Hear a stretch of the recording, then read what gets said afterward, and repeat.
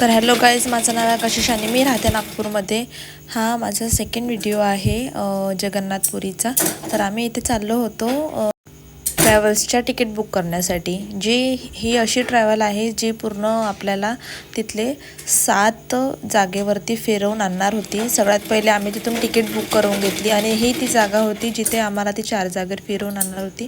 त्याच्यानंतर आम्ही इथे बसमध्ये बसून गेलो होतो आणि तिथले एक गायडर पण आम्हाला दिला होता. तो आम्हाला इंस्ट्रक्शन सांगत होता की किती जागा आहे आणि कसं कसं काय होणार आहे म्हणून, आणि आम्ही तसं ते ऐकत होतो.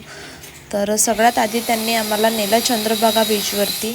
आणि जगन्नाथपुरीमधला सगळ्यात सुंदर बीच म्हणजे हा चंद्रभागा बीच होता. तिथे काही एवढी भीड नाही होती आणि खूप मस्त होतं. तिच्या लाटा वगैरे खूप छान होत्या. त्याच्यानंतर मग आम्ही इथे काही व्हिडिओ बनवून घेतले होते.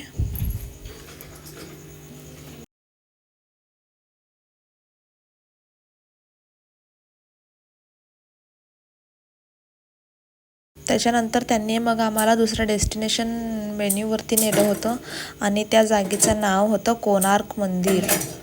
मग त्यांनी आम्हाला तिथे एक गायडर दिला सोबत, जेणेकरून ते आम्हाला सगळं तिथलं दाखवू शकेल. सगळ्यात आधी तर आमच्या बसमधल्या गायडरने आम्हाला तिथे इंस्ट्रक्शन दिली. त्याच्यानंतर मग त्यांनी आम्हाला तिथे एका गायडरशी भेटवून दिलं आणि आम्हाला मग ते कोणार्क मंदिरबद्दल सगळी इन्क्वायरी देत होते. त्याच्यानंतर मग आम्ही त्यांचं तिथे बघत होतो की कसं कसं प्रकारे ते कोणार्क मंदिरचे रहस्य आहे ते तर सगळे सांगितले होते. आणि त्याच्यानंतर मग आम्ही ते बघून मग आम्ही आपल्या बसकडे निघून गेलो होतो.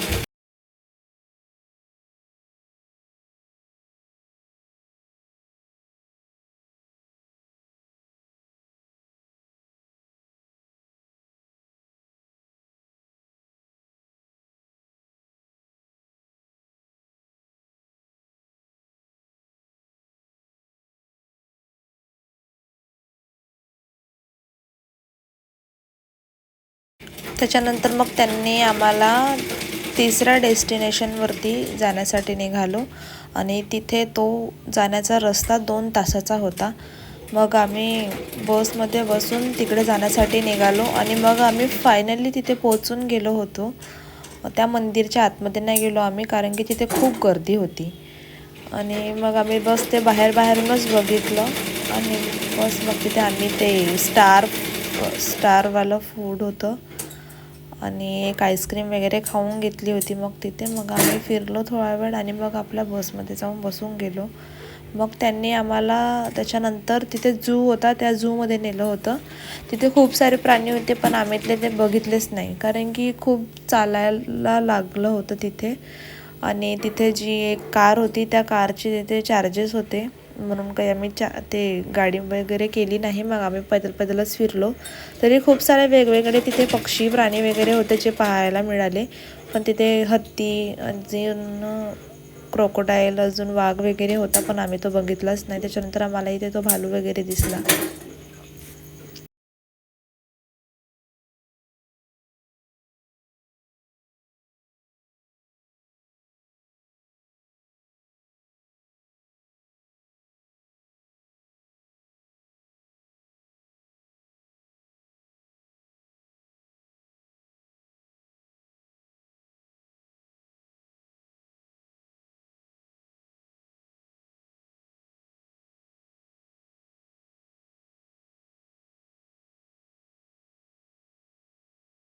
मग त्याच्यानंतर आम्ही आपल्या जगन्नाथपुरीच्या बसमध्ये बसून गेलो होतो आणि ते आम्हाला आमच्या लोकेशनवरती सोडणार होती.